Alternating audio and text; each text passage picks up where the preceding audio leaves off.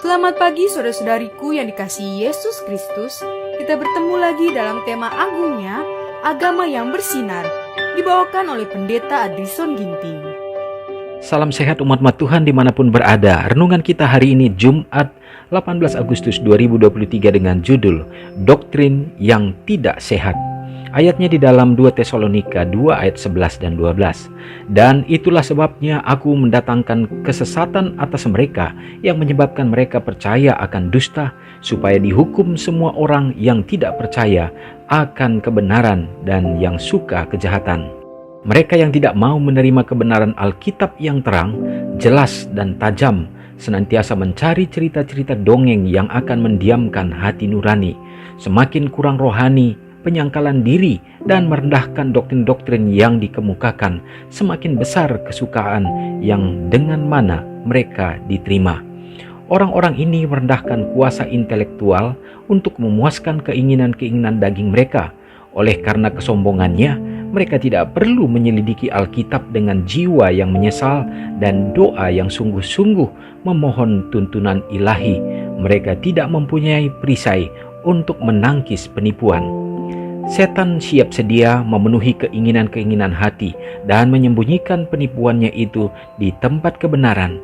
Demikianlah caranya kepausan mendapat kekuasaannya atas pikiran-pikiran manusia, dan oleh penolakan kebenaran, sebab kebenaran itu melibatkan salib, maka Protestan pun menuruti jalan yang sama.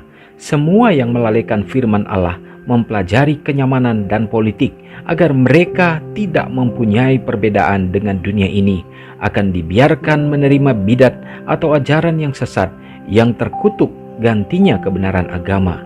Setiap bentuk kesalahan yang dapat dipikirkan akan diterima oleh mereka yang dengan sengaja menolak kebenaran. Ia yang memandang ngeri suatu penipuan akan dengan mudah menerima yang lain. Rasul Paulus berbicara mengenai sekelompok orang yang tidak menerima dan mengasihi kebenaran yang dapat menyelamatkan mereka, menyatakan, dan itulah sebabnya Allah mendatangkan kesesatan atas mereka yang menyebabkan mereka percaya akan dusta, supaya dihukum semua orang yang tidak percaya akan kebenaran dan yang suka kejahatan. Dalam 2 Tesalonika 2 ayat 10-12.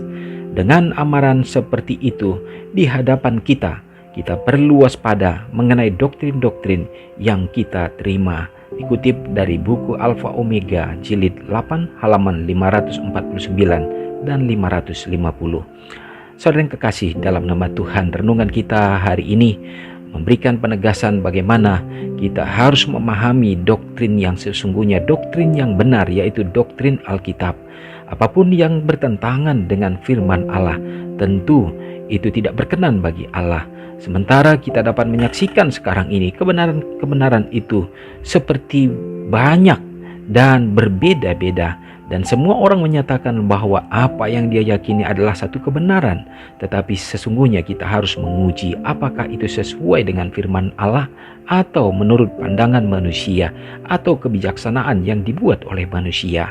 Dan biarlah umat Tuhan jangan merasa puas, tetapi senantiasa menyelidiki kebenaran Tuhan. Pada saat kita berhenti untuk menyelidikinya, maka tentunya kita akan disesatkan dengan perkembangan dan ajaran-ajaran yang tidak sehat. Semoga hari-hari kita dipenuhi dengan harapan dan kerinduan untuk mencari kebenaran firman-Nya. Mari kita sama-sama berdoa.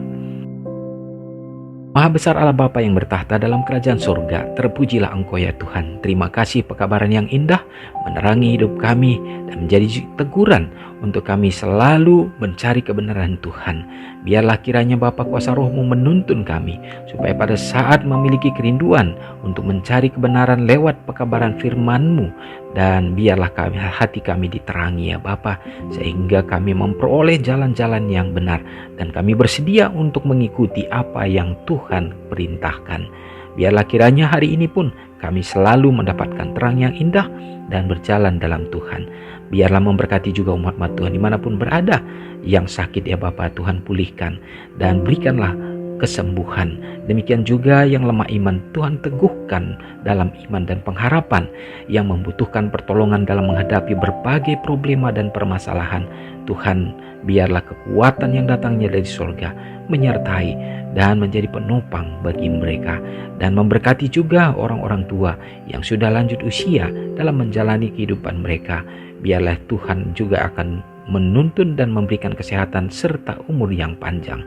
Ya Tuhan, bila mana ada secara khusus umat-umat Tuhan pada hari ini bersuka cita dalam merayakan hari ulang tahun mereka, biarlah karunia Tuhan, kesehatan, umur yang panjang, serta iman mereka diteguhkan. Semoga kasih dan berkat yang sama memenuhi hati kami, menjadi pengharapan di sepanjang hari ini. Ampuni kami Bapa dari dosa kami. Doa ini hamba serahkan di dalam nama Yesus yang sudah menjadi juru selamat kami. Amin.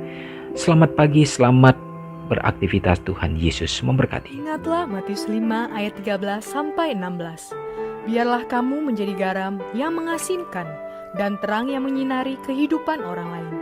Jangan lupa subscribe, like, dan share ke seluruh dunia.